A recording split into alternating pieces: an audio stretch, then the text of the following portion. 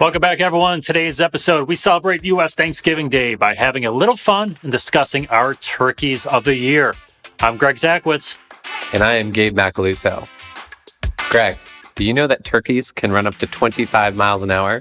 How fast can you run? Please, the only running I'm doing is to the store for some ice cream, and it's a 55 and a 35 all day long. Welcome back, everyone. Hector is out hunting for Thanksgiving dinner, so Gabe and I are left to our own devices, and that is never good for quality control. So before we get started, whatever this is, be sure to click the like and subscribe button so you don't miss awesome videos just like this one.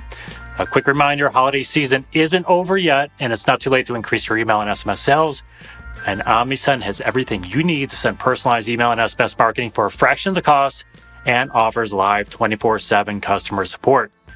So be sure to find out how Omnisend can help you finish 2023 strong and excel in 2024. Be sure to find out about all the value that Omnisend provides at omnisend.com, also linked in the video description. So Gabe, you ready to discuss turkeys? Yes, sir. Go ahead and throw them up on the screen, whoever's subbing for Hector today. So Gabe, our first turkey of the year, we're going to jump right in. It goes to Kia and Hyundai. So a little back setting here. We'll try to do this with each of the turkeys this year. This is that TikTok trend from, I think it was the Kia boys, where people can apparently steal some Kia and Hyundai simply with a screwdriver and a USB charging cable. Seriously? Now, I watched a video of this to see how easy it was. We do not condone this by any stretch of the imagination, but it's pretty easy, Gabe. Now, are we just done with quality control testing? Like, look, you're watching this video, and apparently we are, but are we just done with quality control when it comes to manufacturing cars now? Yeah, apparently. And it's funny because when I reviewed this trend and I was like, okay, remind me of this again. And I'm looking through it. And you're thinking oh, they're plugging the USB port charger in and they're going to hack it with something on their phone, something technologically advanced. No, they're literally using the square end of the USB as the key. They're literally turning the USB. And so I thought okay, well, was this really the best tool for this? That was my first thought. And then it was one of those stories, do you remember as a kid being someone has to have a universal key to break into all the vending machines? Because you'd be outside the Kroger and the Big K 25-cent soda, and you'd be we could really rack up some money here if we just had that universal key. Yes. How do you figure this out, right? So someone's wanting to steal a car to do this, right? They're traditionally taking that screwdriver and showing the hot wire. So I'm thinking to myself, some engineers out there being well, we don't want to jam a screwdriver in there anymore. That's too easy to steal a car. Yeah. So, give me that thing that looks just like the USB cable, and we'll just make that an insert now. And now people are all right, well, I'll use a screwdriver to pop the thing off, and then I'll just stick it in, and we're good to go. Plus, it's easy to take with you, right? You just pull the cord. You don't even need the fiddle with it anymore. So my favorite thing about this trend is the news stories where they're talking to police and the car manufacturers, and their solutions are oh, we'll give you a software update, and you should really install a more intense alarm system, and they just completely kind of pass the buck to the consumer. Yeah, I guess you should have sprung for the little nicer, fancier model. There were some that were giving away those wheeling the steering wheel locks on them. They're oh, here's a lock buddy for you. And then people were stealing them and just leaving the lock thing on the passenger seat next to it. Ridiculous. Yeah. It's very inconvenient for the car thieves because now they have to bring the screwdriver and the USB charger because they've got to break off the club and then steal the car. So, ridiculous. All right, Kia, Hyundai, be better in 2024, please. There we go. Hey, you can only go up from here.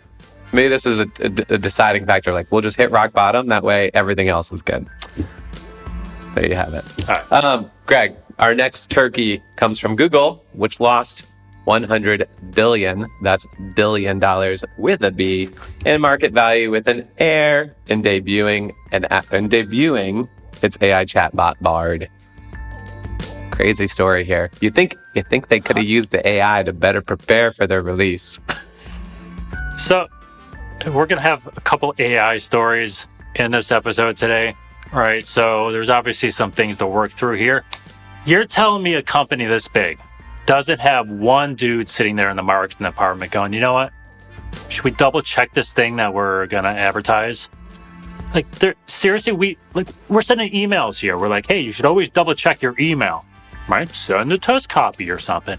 You don't have one person in this entire department being like, let me just Google this real quick and see if it's the actual answer, right? It's not even, hey, just Google it, right? So let me make sure I got this right here. The promotional material they were going to use was what new discoveries from the James Webb Space Telescope can I tell my 9-year-old about? And the chatbot responded with a claim that the telescope took the very first pictures of exoplanets, which is actually not true. They did not take the first pictures of exoplanets. So this is not like a hard one to debunk, right? That information's out there, probably on a Wikipedia page somewhere. It's probably your first Google result, maybe the fourth Google result, because you'll have like the top 10 things that exoplanets stand for, right? You got to get through those listicles first. But $100 billion, right? No, it's recovered since, but $100 billion in market value. That is ridiculous. And it's all because some dude didn't fact check it. Don't you wish you had $100 billion that you could just lose and be like, meh, we'll make it up tomorrow? Whatever. That's cool. A lot of turkeys. Yeah. How many turkeys could you buy for $100 billion? Let's pick a state here, because I'm assuming California is probably more expensive than... Are we going organic free range, or are we just doing like Butterball? Let's just do Butterball. It's the easy one. So I read a stat on this, like how many are sold a year in the U.S., and it was a lot, but probably less than I thought. But 100. Okay, we're gonna do this. Let's fact check this. $100 billion in turkeys. That's gotta be. I mean, that's got. Where we at? Let's say an average at 8-pound turkey. Well, 10-pound turkey. Let's go with 10-pound turkey. What are they charging now a pound? $1.79? 59 Well, sometimes you can get those deals where it's like 99 cents a pound or 69 cents a pound. It's crazy. So let's just say $1 a pound. I remember those 30. So we're buying $100 billion pounds. Dude, that's like 10 years worth of turkeys. Yeah, and I can't move the zeros and the decimal points when I'm dividing by 10. I know I should be able to do that, but I still need to write it down. So it's a lot. It's a lot of turkey. That is a lot of turkey. That does bring me to, did you ever watch WKRP and the turkey drop? Yes. If you don't know what I'm talking about, YouTube it. You'll thank us later. Now, the guy from Cincinnati's got to bring up WKRP in Cincinnati, right? Same. Classic episode, though. Classic episode. All right. Fact check your stuff, people, when you're using AI. All right. All right, Gabe, our next turkey. Let's move on. This is Hector's favorite, and he's not even here to enjoy it. He loves this story. All right, Michigan State University. They've had some bad publicity over the last couple of years. We'll just kind of leave that aside. They placed a professor on leave after students found news articles linking him to a bust of a Louisiana meth lab. So apparently his yelling outbursts on the first day of class that never ended and continued made a few of them question who this dude was. And apparently it was under a different name, but they were able to track him down. He was busted and sentenced in Louisiana. Apparently just changed his name and left. And he's good now. So, and they got hired by Michigan State University. So Hector knows all about this dude. Don't you, Hector? What I find fascinating about this is two things. Well, I find a lot of things fascinating about this, but like, I don't know, man. This is like Breaking Bad all over again, right? However, like the meth lab in Louisiana, it wasn't like in a RV or a house. It was underneath a bridge. Like, come on. Hey, put it in a basement or something. I guess you get the fresh air or whatever, but apparently it smells when you make the stuff. I don't know. All right, so I'm gonna take an optimistic approach to this, and really, like, kudos to this guy. First of all, he's a college professor, so he's maybe taking his summers off. And he's smart, yeah. He's using his time wisely. I'll give him that. Number two, Michigan is cold, especially as we get into Thanksgiving. So, he's got to get out of Michigan at some point during the year, and so he's like, hey, let me find a hobby. Here we go. And kudos to the college kids. I will tell you, there is, I don't know if college kids are technically Gen Alpha now, but the tail end of Gen Z, is that, I don't know. The newest generation is Alpha. I don't think the college kids are quite Alpha yet. But like, you give them a picture of a human and they will track everything down about that person in 8 minutes. Like they will have Instagram handles. You don't even have to give a name. You don't have to give like location, nothing, just a picture, and they will find them. They like this new generation of technology users, they don't need AI. Like they are so freakishly fast at stalking people socially. So no doubt they identified this guy as quickly as they did. It's crazy to me. So apparently they were talking to Michigan State about this, right? And they gave very surface level comments on this. But apparently the background check they did, I mean, he had a different name, but apparently the background check didn't like match up fingerprints or something. So he just skirted the system. The guy just worked it, right? So anyway, meth making. We fit it into the episode. I bet you didn't think you saw that coming when you started watching. But tangential question. If you're hiring a new employee, do you do a Google image search? Like, where else are they going to show up? I don't know. You know, I've hired employees before and I've never done a Google image search on them. I have. Only because it was mid-COVID, and what had happened was the guy's LinkedIn picture was like the classic like wedding, and this is a whole nother thing we could do, but the LinkedIn photos, like, are you in your car? Are you doing the cropped wedding photo so you see the shoulders of other people? Or are you doing like your college fraternity sorority picture, right? Like, and you need to update it. Anyway, so this individual, this guy, college / maybe wedding / formal picture. So I'm like, looking at his LinkedIn, capturing all the dude gets on the phone call. He's like 80 pounds bigger and a full beard. I didn't think I was talking to the same person. I was so taken aback. I was like, I can't even think straight with the interview questions. And like, I know image is not everything. It should not matter. But it was so jarring having his LinkedIn profile and his resume, like, okay, this is the mindset I'm going into. And then the guy showing up on the call, like, it was like, yeah. So there you go. Google image search for whatever you want. There you go. Hey, little facial hair and weight gain, nothing compared to running meth labs. Running meth, absolutely. Well, and that 3-minute time limit, not going to hold me back on these turkey questions. Absolutely not. Hector's not here, man. There's no time limit. We're just rolling. We're just rolling. All right. Okay. Speak about that. All right. Anyway, on to the next one. Our fourth turkey, if you're keeping count. We have to mention Elon Musk. People love him. People hate him. But here we are. Yes. Elon Musk. He's the richest man in the world, so we got to talk about him. So he bought X this year, and he was like, hey, what sounds like a great idea? Because I'm sure the people of San Francisco will love this. I'm going to put a giant lighted X on top of my building. Am I going to get approvals for it? Nope. I'm the richest man in the world. I do what I want. So he puts it on there. He installs it. He starts getting fined. The people that live across the street were just from... I love classic TV, and there's the episode of the Seinfeld with the chicken sign. Yes. Your Hunter's Roast. That's exactly what I had pegged for this. I'm like, all right, this is 2 real life stories tied back to fictional TV shows. So I am a Seinfeld nut, for anyone that doesn't know. Right. So this is the first thing I thought of when this whole thing was going on. And I'm like, not only did this guy ruin Twitter, now X, all right, but I'm just thinking about like Jerry popping through the door and be like, no sleep. Right. And then Mr. Marbles running across Mr. Marbles. It was the best one of the best episodes of Seinfeld. It was classic. So the fines do not care for Elon. He does not care about the fines. He's like, whatever. He's getting publicity out of it. I could not imagine being someone that lived in those apartments across the street. I always think of like when you go to New York City, or New York City, probably the better one. If you ever stay in a hotel in Times Square that overlooks Times Square, like the light just pours through, right? I was going to say Vegas, but generally you're a little bit higher. That light from Times Square just pours through, right? You need like 6 things of darkening shades.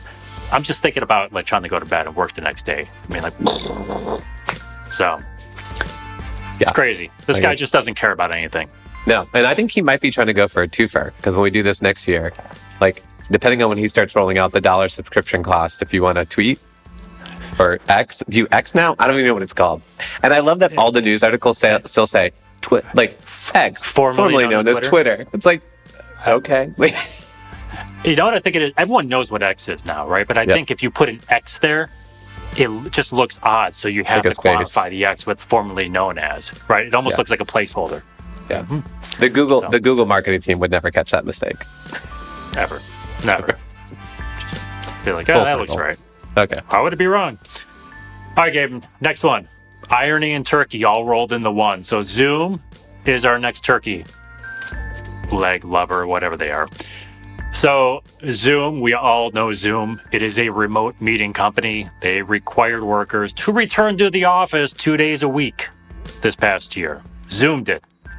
Now, what I love about this is to qualify, you had to be within 50 miles of the office. 50. But you got to go in 2 days a week. Now, that's like, I could do 2 days a week. It's fine. I used to do that. It's kind of, to me, it's kind of a nice balance. 50 miles? Are you kidding me? Like, that is a long way to commute. No, it's not. It's just, okay, first of all, like, Zoom, thank you for your services. People love it. They use it. It's great to work remote. It's great to work wherever you can. Zoom, that's like their whole marketing ploy, right? It's like, practice what you preach, right? That's the saying in marketing. Like, we have to do what we say is you should do. 50 miles to me would be like, I'd really struggle with that. And like, do we have clarification? Was it like 50 actual driving miles or 50-mile radius? Because I live in Charleston. There's bridges. So I live on one side of the harbor. Technically, Mount Pleasant is 3 miles from my house, but it is a 35 to 40 minute drive because there's only one bridge. So you have to go up and around. So I'd be very curious to be like, is this 50? And it's just so disheartening too. Like, people want flexibility. That's the beauty of remote work. That's the sales pitch of Zoom. So like, no, this is just not, no.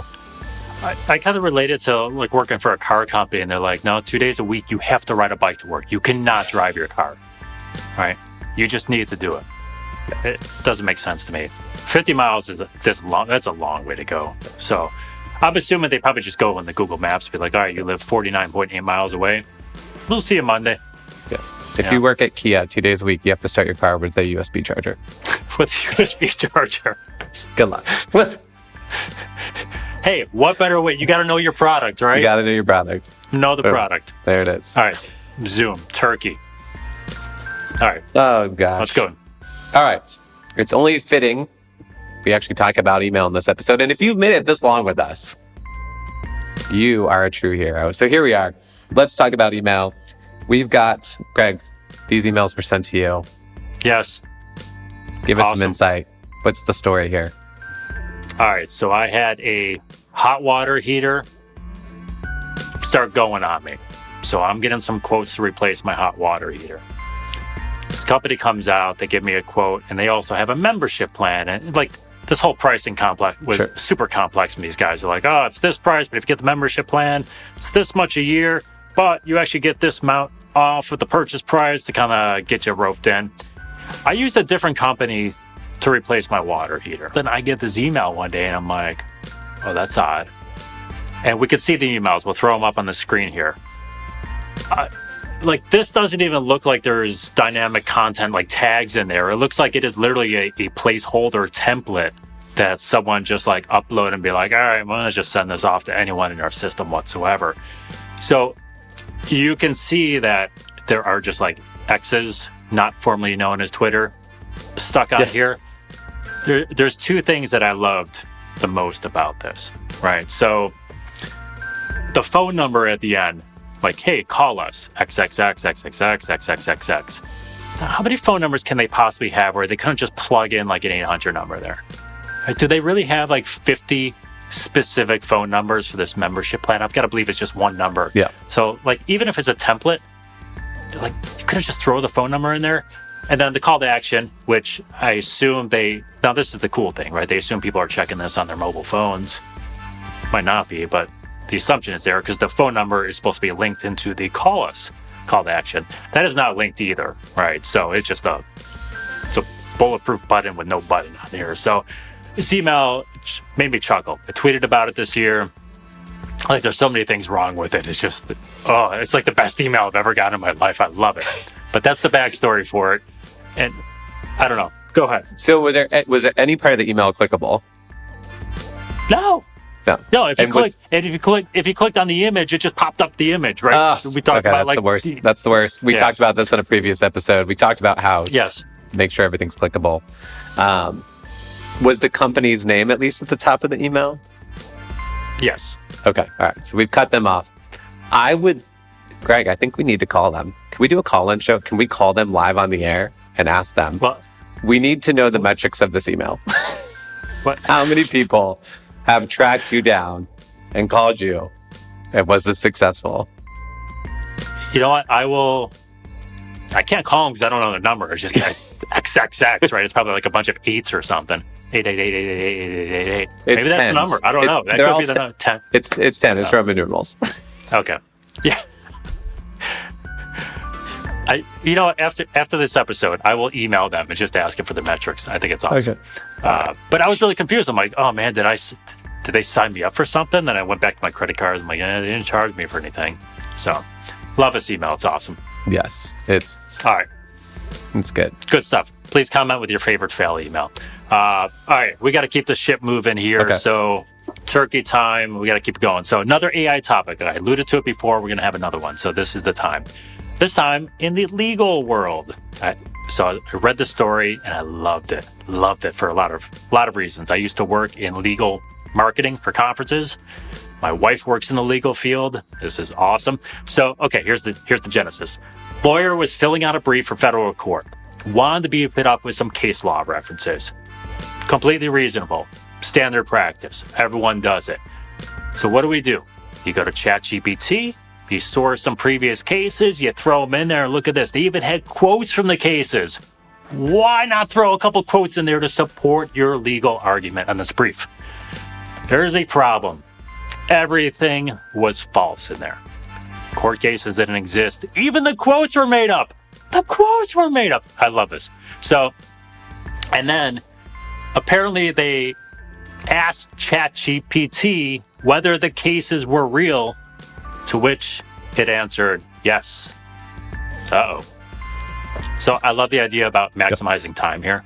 Like, there is a legal database called LexisNexis for anyone that does not know, right? It can be tricky to use, but that's where you go. You go there, I appreciate it. The guy wants to maximize time. He's probably got 1,000 briefs to fill out and they're there and whatever. And he's got his, his legal admin doing stuff for him and he's trying to do something here. But come on, this goes back to double checking again. Yeah. Great. I got cases. I got a quote. Hey, admin person, can you just go on LexisNexis and just double check these things, right? I don't know. I love this story. I love this story too, because a couple things. One, the guy's in New York City. So this is not like, East Bumtown, Missouri, that's just like, oh, I found this new dang-fangled technology and I'm just going to ride this bad boy up. It was like legit against a major corporation, like a huge airline, not American base, but still like, they have deep enough pockets that like this guy should really like have this sad stuff together. And not only did he ask ChatGPT if the case law was real, but he said, can these cases be found in LexisNexis? Or like he said, are they real? And they're like, yes, they can be found in legal databases such as LexisNexis. So, and the guy first of all, the free version of ChatGPT is outdated. Like I think the last time they updated the facts in that database was like 2020 or 2021. So you've already got another 2 years of new information coming. So if you're going to use this in a professional manner that actually matters, you write an email, you're needing help with copywriting, okay, fine, whatever.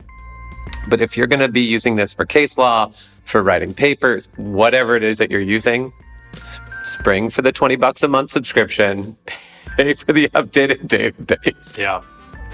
Like, just there's, I feel bad for this guy because he's the one that, like, I'm sure he's not the only one that's in this situation, but he is definitely the one that got made an example of, and I feel for him.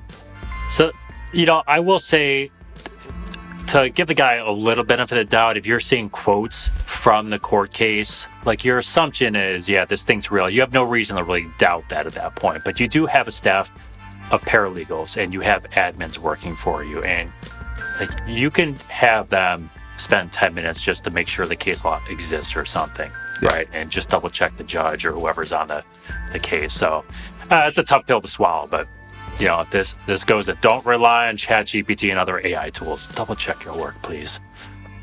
Brutal. All right, we're almost done here. What's our next turkey, Gabe? All right. Really, the biggest set of turkeys are Greg and I. Greg with the hats. I am envious of the hats. I need to up my hat collection. I've got one. It's right here. This is it. It came in a 2-pack, so I have an extra. Okay. Next time gobble. I see you. Okay, gobble gobble. Here we go. So, the biggest set of turkeys is us for always going over time. And like all episodes, we do have another topic. Do you want me to introduce it, or do you want to introduce it? You know what? It's on the script that I introduced, but let's do this. First of all, yes, we are turkeys because Hector hates us because we are always over time. This thing has already lasted longer than I thought it was going to last, so we're over time again, even though he's not here. So, we'll be better next year, or we won't. Whatever. No. We're turkeys. All right, Gabe. I'll let you introduce it, but we've got our turkey of the year, the Grand Puma of all turkeys. I think it's already alluded to it. Grand Puma? Puma, you're right. Grand Puma. Not Puma. It's not like the sneaker. This is the biggest sneaker of them all. We've got the Grand Puma of them all. So, Gabe, give us the turkey of the year. I forgot about this story until I was preparing to chat about it today. And then I was like, oh my gosh, I remember this. So we have this lovely CEO who, like all good CEOs, decides to hold an all-company meeting, all-hands meeting. What can go wrong? What can go wrong? Free exchange. She's just trying to motivate her employees.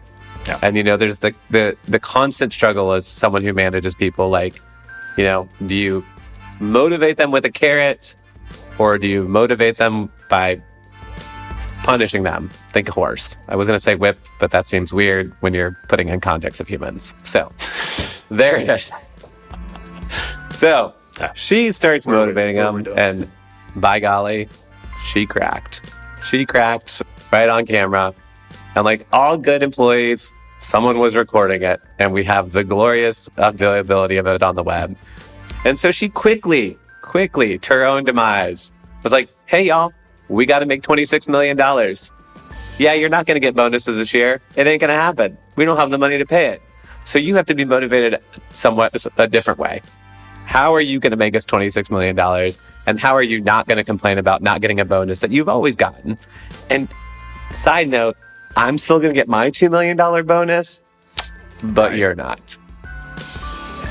Yeah, nothing good could come from that. So the abbreviated quote out of that, it was a longer answer. Yeah. Talk about motivation, as you mentioned. But the pulled quote out of here is, you can visit Pity City, but you can't live there. So people leave Pity City, right? I don't know how you can be more motivated by something like that, but by golly, like, I just want to work harder after hearing that, I mean, these people don't have families. It's cool. It's whatever. It's only money. Of course, you mentioned she took in 2021 a $1.12 million bonus, and in 2022 a $1.29 million bonus. So she is not in Pity City. But of course, she said it was taken out of context. Yeah. Hey, all these people knew what they signed up for. They shouldn't have been surprised. That's right. Just hit your goals. People, hit your goals. Yeah. Hell or high water. Does not matter. But you cannot take your family vacation this year while I buy another house. Yes. It's as simple as that. So she'll come by your house out of foreclosure. Don't worry about it. Perfect. That's and then all rent I it need. Back to you. That's all I need. For more than the mortgage was, I'm sure. So there you go. All right. So Pity City CEO, you are the turkey of the year. And I'll tell you what, we had some stories in there. You don't want to be the turkey of the year. But I hope she adds it as her LinkedIn endorsement. She is probably trying to scrub the internet clean right now. She's got the money to do it.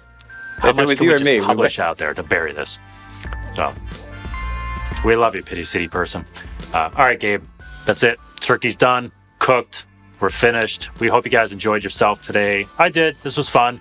Hector wasn't here to yell at us. We just couldn't do what we wanted. And I mentioned quality control. right down the drain on this thing. That being said, let's get serious for a minute. If your brand looking to increase your e-commerce store sales with high value, low cost, and 24/7, 365 live customer support, Omnisend has you covered. I mean, you also get me and Gabe in that deal too. So how can you go wrong? You find out more information at omnisend.com. As always, you can find the link in our video description down below. So be sure to check out Omnisend. Everything you need, you can accelerate your sales, and we got you covered. And we are all friendly people here. And even though he's not here today, I'd like to thank our producer, Hector Salamanca. I am Greg Zakwitz. And I am Gabe Macaluso. And thanks for tuning in. If you want more e-commerce marketing content, we got this link right here. Be sure to check it out. Until next time, happy marketing.